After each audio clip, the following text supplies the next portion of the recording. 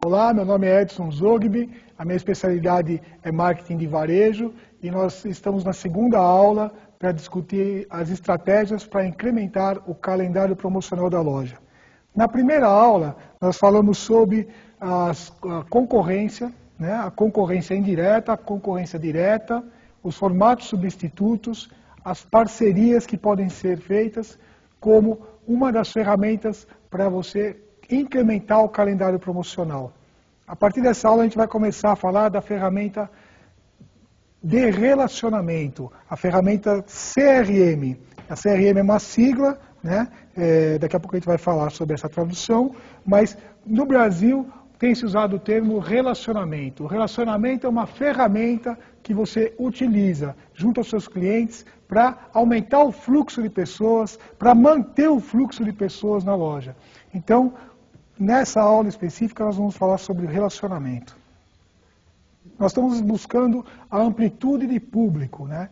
E para ter amplitude de público, ou seja, para que as nossas promoções, o nosso calendário promocional seja inovador, venda e tenha o máximo de amplitude de público, a gente tem que conhecer o público bem e para desenvolver as oportunidades. Ou seja, precisa se aprofundar no conhecimento do público, entender o que esse público quer, como ele se comporta, porque aí você vai fazer a promoção que serve como uma luva, aquela que o público gosta, que ele descobre através da comunicação a promoção e fica feliz, motiva o consumidor a sair de casa, levantar do sofá e ir até a tua loja. E para você conhecer esse público, uma ferramenta importantíssima é a pesquisa, né? A outra coisa é que você vai ampliar o público, depois que você fez a pesquisa, descobre o que ele quer, como ele se comporta, através da comunicação, né? Então, a partir do momento que você sabe quem é o público, você sabe o que falar para ele. Então, você vai usar as ferramentas de comunicação, né? Ou você mesmo vai criar a sua comunicação, ou vai usar uma agência de propaganda, ou uma agência de relações públicas, mas você vai criar toda a comunicação do teu varejo, do teu negócio, para ampliar o público da loja. Ou seja, para trazer mais gente, para aumentar o fluxo de pessoas nas promoções. Voltando a falar de pesquisa, de conhecer o público, a pesquisa de observação é o melhor recurso para ter conhecimento do público. Por quê? Nós somos latinos, e o latino ele tende a mentir em pesquisa, né? Parece gozado isso, mas é do latino isso. Você perguntar para ele, você gosta de mim? Ele fala que sim, você vira as costas e ele fala, eu não gosto daquele cara. Então, o latino ele tende a querer agradar na pesquisa, ele tende a querer aparecer na pesquisa. E esse tipo de comportamento, que não é só do brasileiro, é na América do Sul toda, numa parte do México, numa parte da Europa Latina, gera distorção, porque quando você faz uma pesquisa tradicional de questionário, aquela que faz perguntas para o consumidor, ela normalmente vai trazer respostas que o consumidor deu essas respostas motivado pela pergunta que foi feita e não pelo que ele realmente sente. Então a pesquisa de observação no varejo, ela é um recurso muito forte. Por que no varejo a pesquisa de observação? Porque é muito difícil uma fábrica fazer pesquisa de observação. O ponto de venda é onde o cliente está. Então, o varejista observando o comportamento do cliente, ele sabe o que o cliente quer, como o cliente reage em relação ao mix de produtos. Então, esse tipo de observação pode ser organizado pela equipe da loja, pelos vendedores, pela gerência, por uma empresa específica, por alta tecnologia, pesquisa com câmeras, mas ele tem que ser feito, porque aí você vai conhecer a fundo como o consumidor se relaciona com o teu mix de produtos. Você pode fazer observação também na concorrência. Você vai visitar a concorrência e você observa como o consumidor reage aos produtos do concorrente.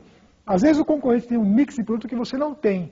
E observando como o consumidor se relaciona com aquele mix de produtos, você pode chegar à conclusão que vale a pena ter aquilo também na sua loja, né? Ou você pode chegar à definitiva conclusão que aquilo não tem nada a ver com o seu negócio e você não vai colocar aqueles produtos.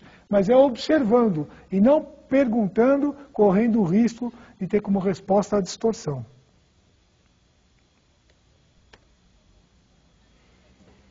Eu vou fazer uma pergunta aqui interessante, né? Como é que é a taxa de conversão de clientes da vitrine para dentro da loja? Dificilmente o varejista, a equipe, vai saber responder isso. Normalmente, o que o varejo mede é a taxa de conversão. Quem entrou na loja e comprou. Então, hoje entraram 100 pessoas na minha loja e 50 compraram. Mas e quantas pararam em frente à vitrine e quantas entraram? Normalmente a equipe está dentro da loja e não está atenta a isso. Por isso os recursos da pesquisa de observação são importantes. Por quê? Porque você está medindo quantas pessoas são atraídas pela vitrine e quanto que a vitrine converte para dentro da loja. Mais um motivo para o varejista estar atento, porque a vitrine tem que conversar com o cliente ao ponto dele entender o que está sendo ofertado e entrar dentro da loja. A vitrine pode atrair, mas faltar algum tipo de informação e não motivar suficiente o cliente para entrar dentro da loja. Então, a pesquisa de observação é importantíssima. Tanto feita por uma pessoa, como feita por equipamento, ela deve ser feita constantemente para saber quem é o consumidor que interage. Nós estamos falando de uma ferramenta de relacionamento, CRM, e para isso, conhecer o consumidor é essencial. A pesquisa que levanta as preferências e os hábitos dos consumidores, como ele interage com o teu negócio, ela deve se somar aos dados cadastrais do cliente. Aqueles dados que você normalmente colhe do cliente, endereço, telefone, documentos, e de sexo, idade, aniversário e tal. E aí você começa a montar um banco de dados com os dados cadastrais do cliente e mais as preferências do cliente. O que ele gosta, como ele se comporta. Mesmo que ele não tenha declarado, mas você tenha observado, você pode chegar à conclusão que se você tem, por exemplo, uma loja de relógios, que a maior parte dos seus clientes é uma faixa de idade masculina e eles se comportam de tal maneira. Isso é um dado importante. Um dado importante, inclusive, para você fazer um briefing, para você criar uma campanha de comunicação, para você passar para a agência de propaganda e falar, ó, o meu público é assim. Então, a ideia é ter que combinar com esse público que você observou. Esse conhecimento é o varejista que tem que ter. E esse banco de dados tem que ser montado, porque através